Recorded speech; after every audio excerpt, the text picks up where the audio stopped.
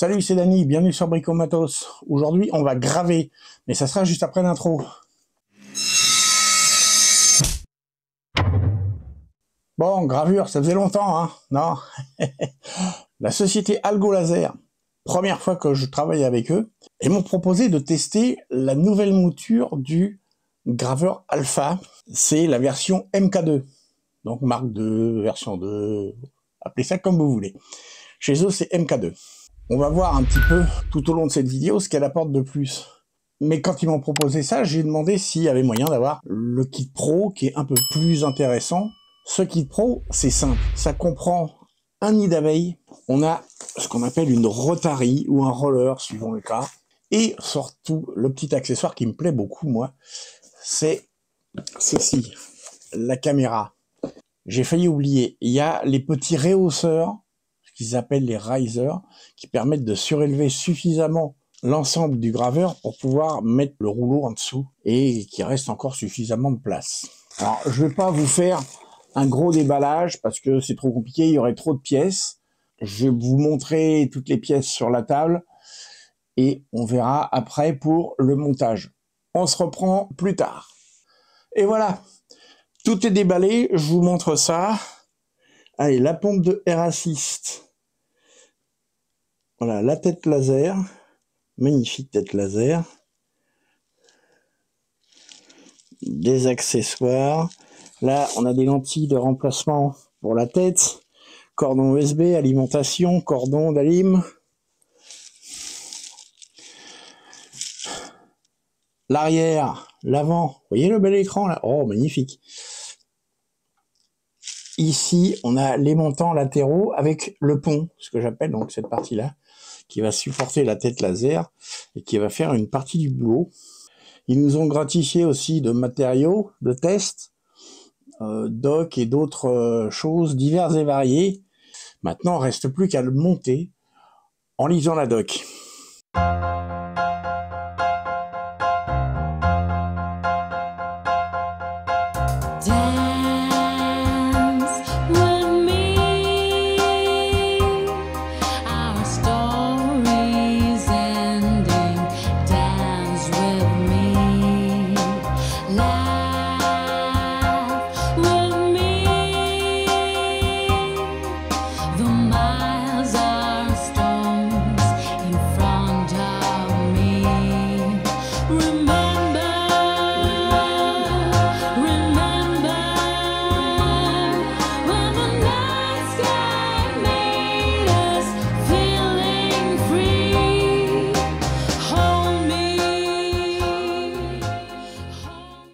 Bon voilà, c'est monté. La pompe, la petite boîte là, c'est les outils. Aucun intérêt, ça c'est les pièces de rechange, ça c'est la cale pour le focus, alimentation, la commande de la pompe Air Assist. Voilà, alors là, voilà le bel écran. Pour l'instant, c'est pas allumé. On va l'allumer quand on sera branché sur le PC. Et puis, on fera des tests surtout. Voilà la tête.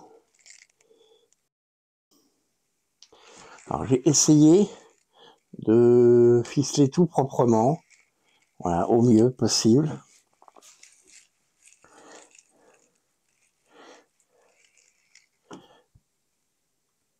Voilà.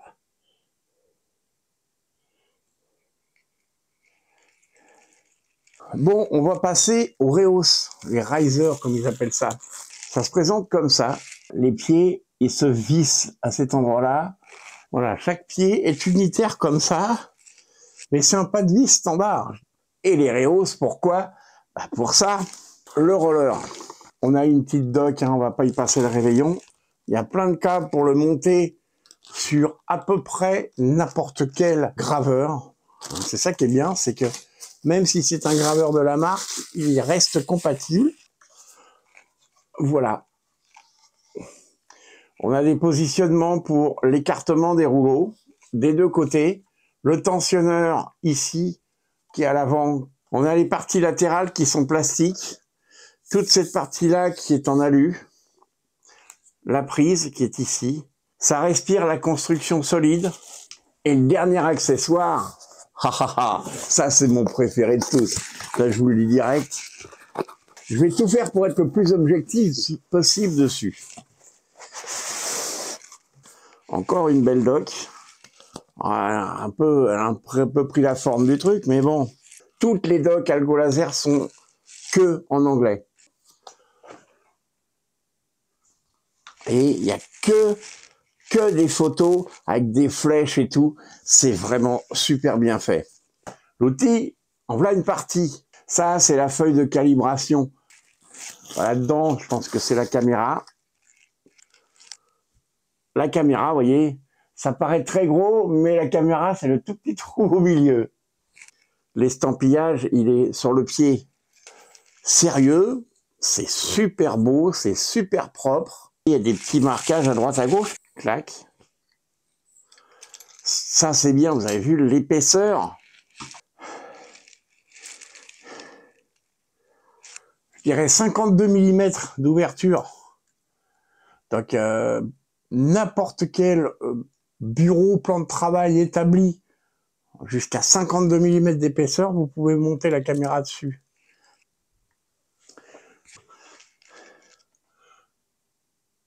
Hey. Vous voyez comment elle est déclarée comme USB caméra. Et voilà, ça fonctionne. J'ai rien fait du tout. Vous allez là, clac, le petit truc USB, vous voyez, périphérique et imprimante. Là, vous faites caméra, USB cam, et clic-clac. Voilà la bête. Bon, juste parce que je voudrais essayer de voir les fonctions Wi-Fi. On va faire un premier démarrage. Donc on appuie sur le bouton principal.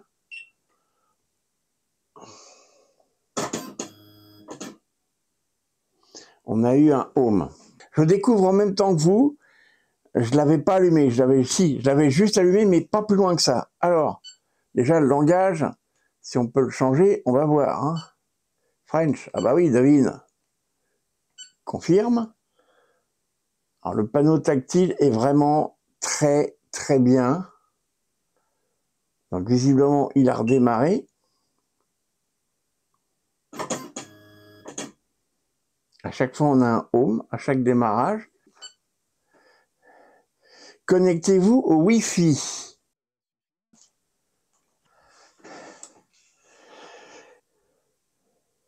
Connexion réussie. Allez, terminé.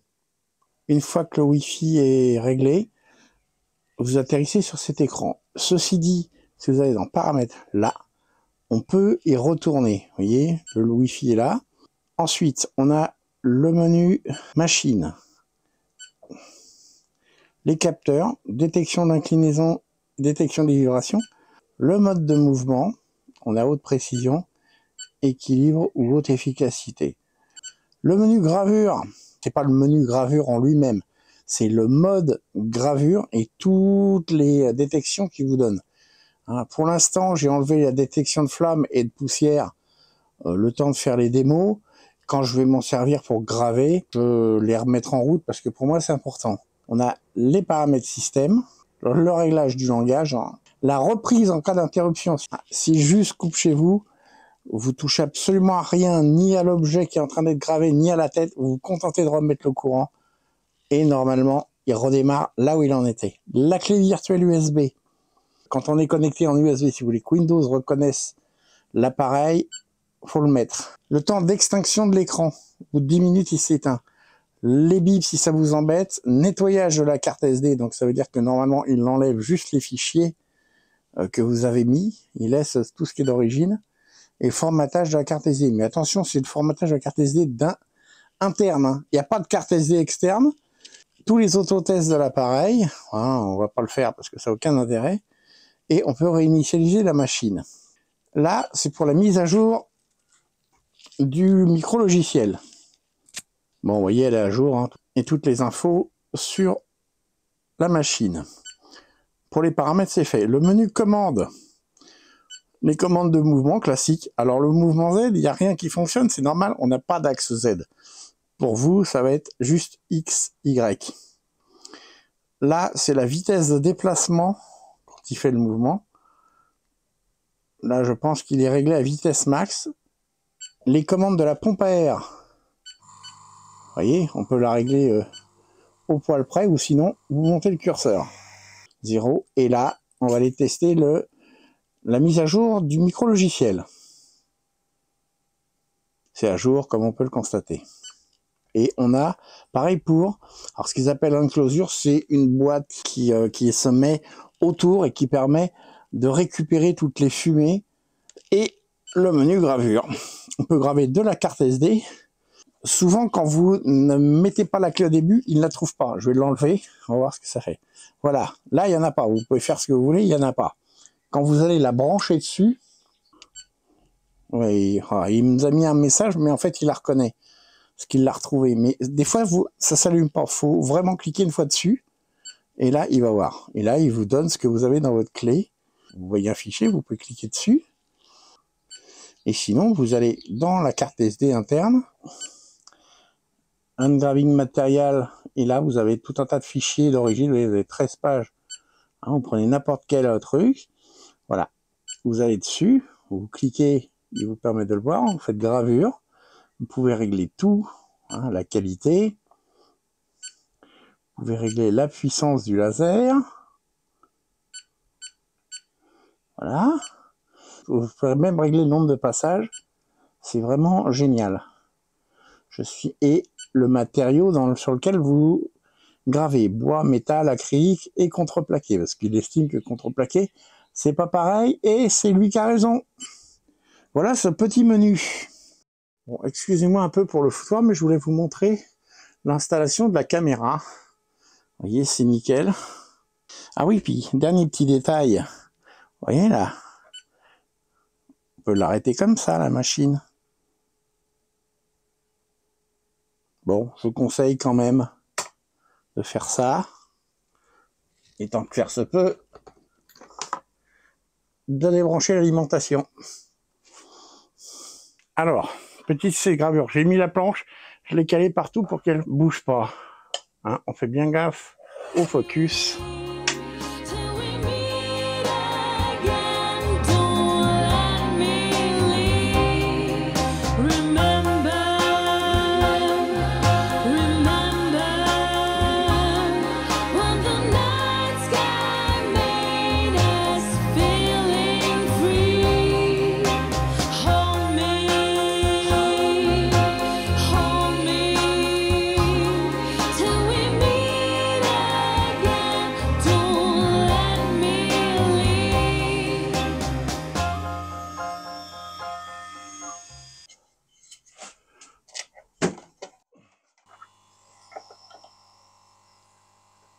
Allez, mon petit test de coupe habituel.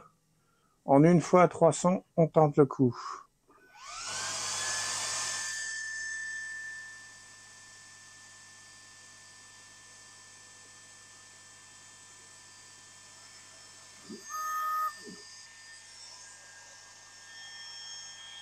Non, non, en une coupe, c'était pas bon. On remet une deuxième fois.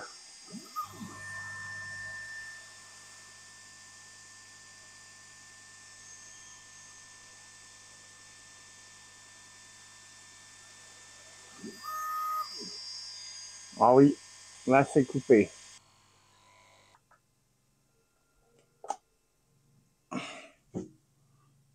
Et vous voyez, c'est marron clair, il y a 0 trace.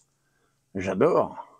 Allez, la petite latte de terrasse, comme on faisait d'habitude. Les mêmes valeurs, hein. On va voir à 300 en un passage ce qu'on fait.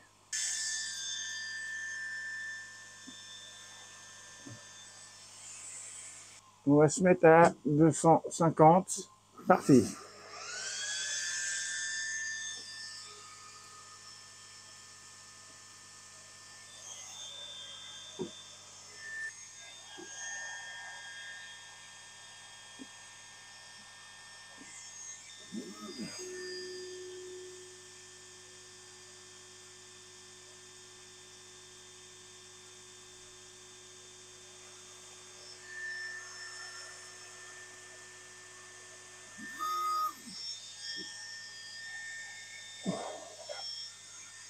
Ouais, c'est la partie extérieure qui est très dure. Allez, un bout de bambou.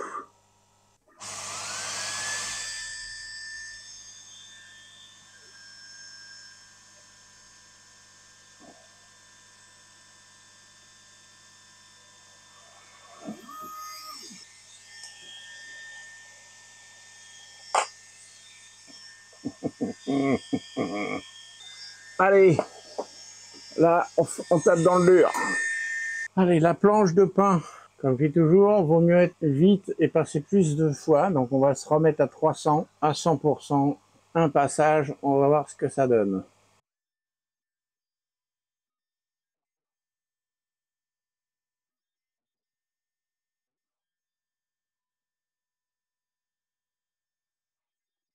Alors là, c'est compliqué. Je vais l'enlever parce que je sais qu'on a coupé à certaines...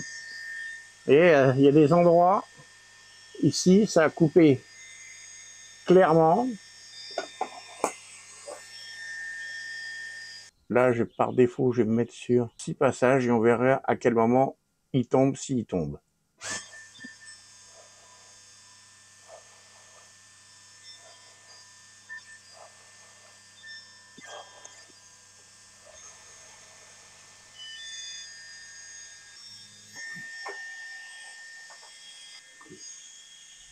Vous voyez un peu, c'est magnifique. Hein.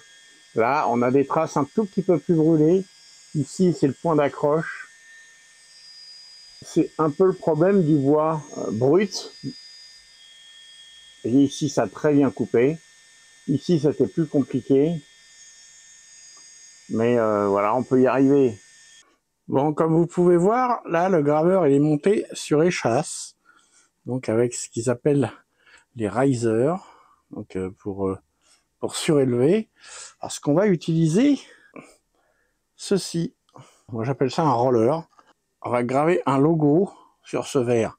Alors, ce qui est dessus, c'est du papier transfert. Ça se trouve, je trouve ça pratique. Bon, allez, ça faisait longtemps que j'avais pas fait ça. C'est parti.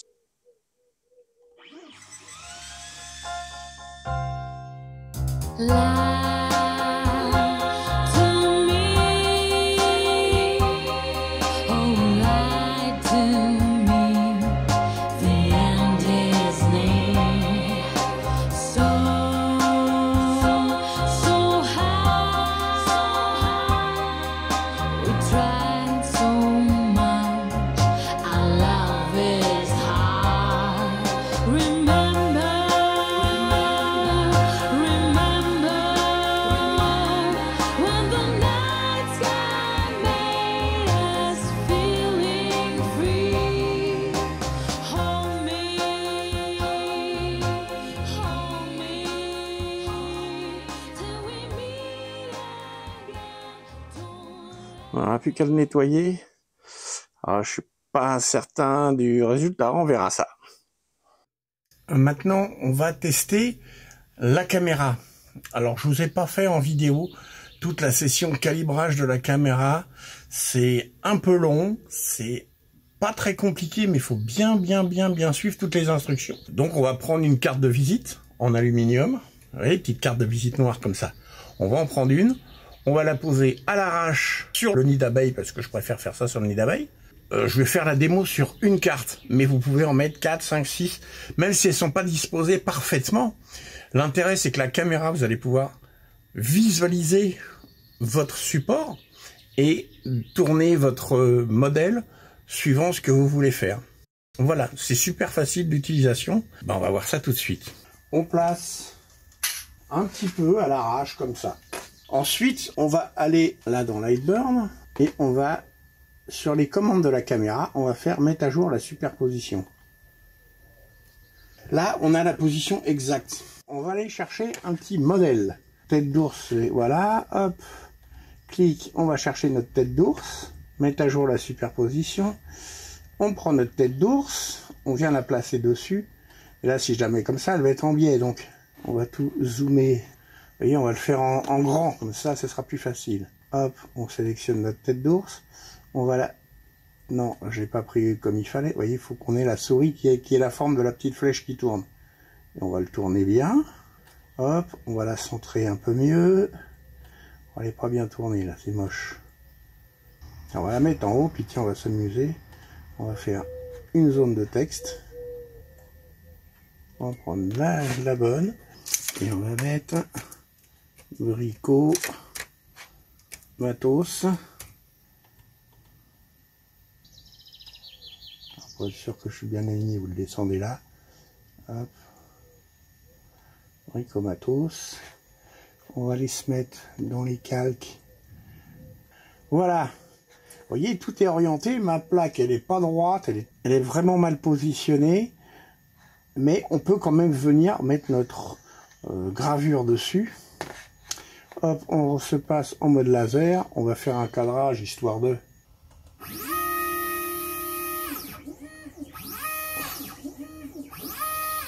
Vous voyez, c'est parfait. Allez, on attaque.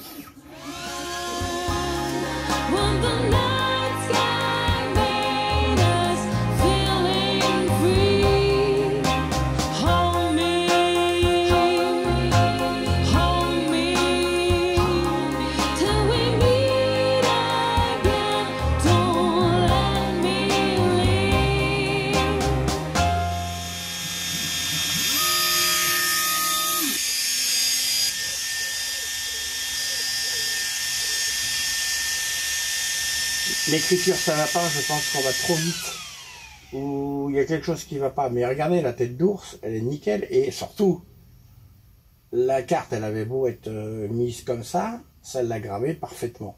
Donc c'était ça la démo que je voulais vous faire. Une fois n'est pas coutume, on va faire cette conclusion dans le garage, parce que il y a une grosse dame là derrière moi qui a piqué ma place sur le bureau.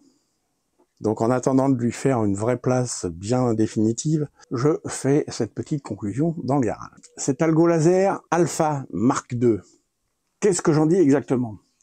Je l'ai longuement testé et je vais pouvoir vous donner un petit peu tous les pour et contre. Mais je vais commencer par le plus désagréable, les contre.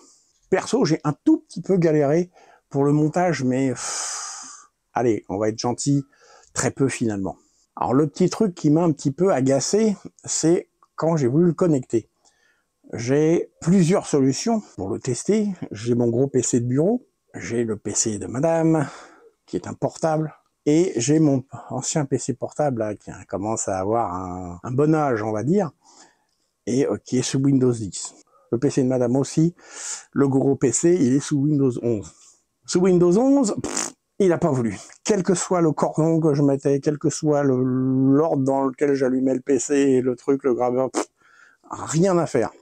Ce qui est très étrange. J'ai fait toutes les mises à jour du graveur, faut bien le préciser. Sur le PC de madame, identique. Je comprenais pas, je les ai contactés, je leur ai dit, ah, j'ai un problème. Voilà. Et puis, quand j'ai finalisé les tests avec le petit PC, ça tombe bien, mais en même temps, parce que c'est lui qui va être utilisé le plus souvent. Là, il s'est connecté comme ça. Donc, ce qui me déplaît dans l'affaire, c'est que potentiellement, il y a des petits trucs qui sont un petit peu étranges. Mais malgré tout, ça fonctionne. Voilà le côté négatif de la chose. Ouais, ça va très vite, hein. Le positif, et en même temps, je vais vous reparler un peu de tout cet ensemble qui fait ce graveur. La chose la plus importante, et c'est ce qui m'a tout de suite fait dire oui quand on me l'a proposé, c'est ce fameux écran. Alors un écran sur un graveur, à quoi ça sert? Ça sert à pouvoir l'utiliser en autonomie entre autres, et pour plein de choses. Là cet écran, non seulement c'est un écran tactile, donc un peu comme votre téléphone, ça marche super bien. Tous les menus sont très très clairs. J'adore cet écran, il est vraiment terrible. J'ai testé hors caméra la reprise de la gravure après coupure. Ça fonctionne très bien, il n'y a rien à dire. La structure, elle est vraiment très bien, elle est rigide. Une fois que l'appareil est monté, les courroies tendues, tout bien fait dans les règles, ça marche nickel. Juste au niveau du montage, j'ai quelques petits trucs qui me titillent un peu. Quant au passage des câbles, ça touche un petit peu et j'ai peur qu'à la longue ça use. Au niveau du câblage qui relie l'axe Y. Le laser 20 watts, ça coupe très bien, vous avez vu. Je vais pas m'étendre là-dessus trop, de manière trop compliquée. La découpe et la gravure, ça sera toujours une histoire de matériaux. Il y a des matériaux qui se coupent tout seuls et d'autres non. Des bois qui se coupent bien, des bois qui se coupent très mal. Il faut faire des essais, je ne le dirai jamais assez. En gravure et en découpe laser, il faut faire des essais. Cette tête 20 watts coupe très bien. C'est une tête 20 watts qui est qualitative, il n'y a absolument rien à dire de ce côté-là. Pour une tête 20 watts, ça grave pas si mal que ça. Et je réitère un truc que je dis à chaque fois et que je vous ai dit il n'y a pas longtemps, parce que je vous ai présenté un 6 watts, la qualité du détail d'une petite tête, ça n'a rien à voir avec une tête 20, 40 watts. Plus vous allez monter en puissance et plus votre gravure extrêmement détaillée sera mauvaise. C'est normal, vu que le point focal est plus gros. On revient à ce graveur. On vous dit qu'il va jusqu'à 20 000 mm/min. Est-ce que j'ai besoin de vous dire ce que j'en pense de l'affaire? Ça, c'est du marketing. 20 000 mm/min, c'est la vitesse maximum à laquelle il peut aller, mais que dans de très exceptionnelles circonstances. On a une surface de 400, mais ça commence à être commun, je dirais. Alors, regardez là. Vous me connaissez, je peux pas m'empêcher d'ouvrir et de regarder comment c'est fait. J'ai été très surpris par la présence de 2 CPU, donc 2 processeurs. Ça, c'est bien. Donc, ça veut dire qu'il est capable de faire pas mal de choses, d'où le fait d'intégrer toute la gestion de l'écran et ainsi de suite. Et on a un vrai logiciel intégré. Là, ça rigole pas. C'est pas ce que j'ai ajouté sur un des derniers graveurs que je vous ai présenté. On est largement au-dessus. Sur l'autre, c'était bien. On avait fait un pas en avant qui était important. Là, on est 2 marches au-dessus. C'est vraiment génial.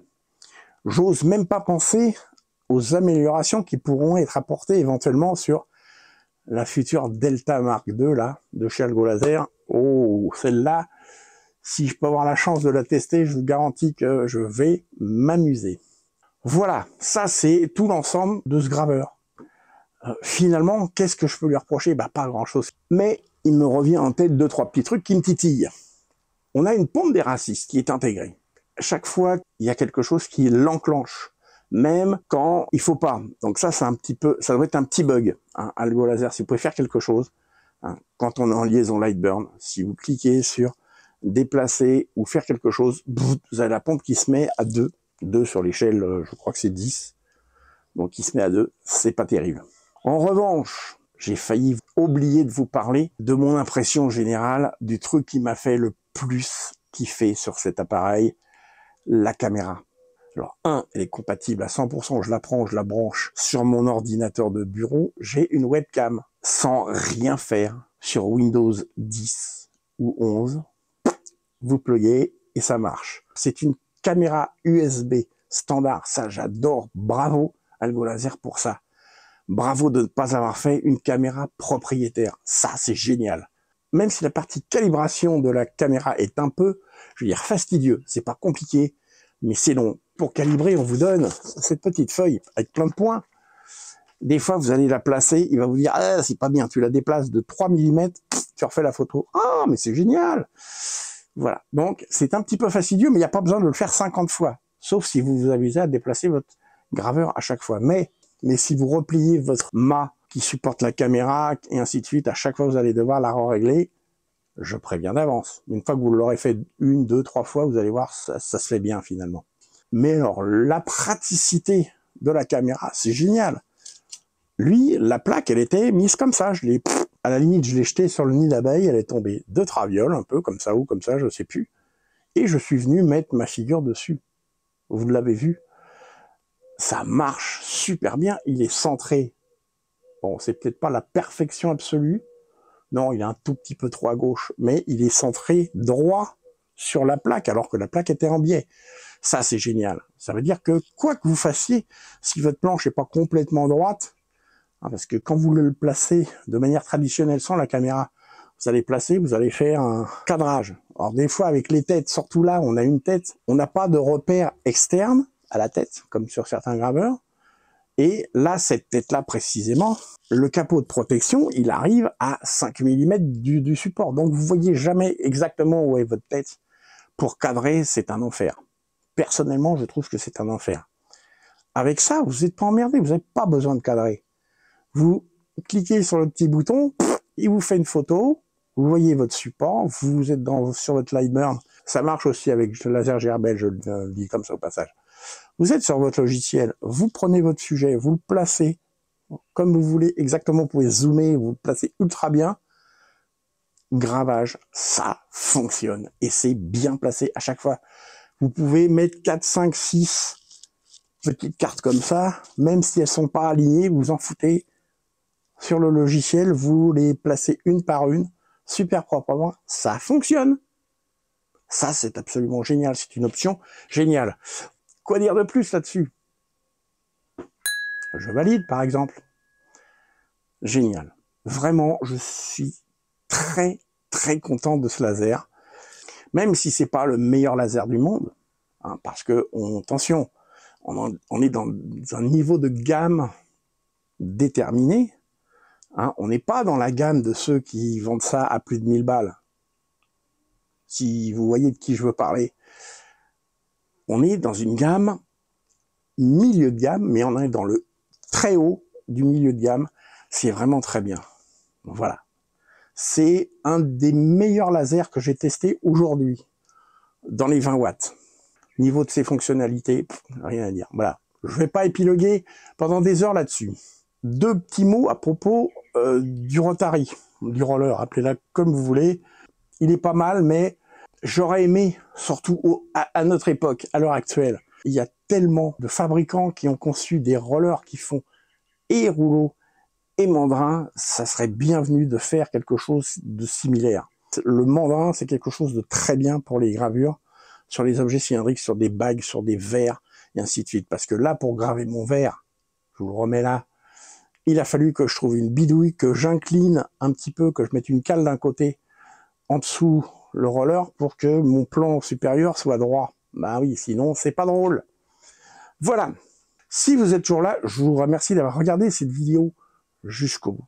N'hésitez pas à poser plein de questions. Allez dans les commentaires là, il y a tout ce qu'il faut. Faites-moi part de vos remarques, faites-moi part de vos demandes. Si vous avez des demandes concernant les lasers, je vous en ai déjà présenté pas mal, ça va peut-être continuer.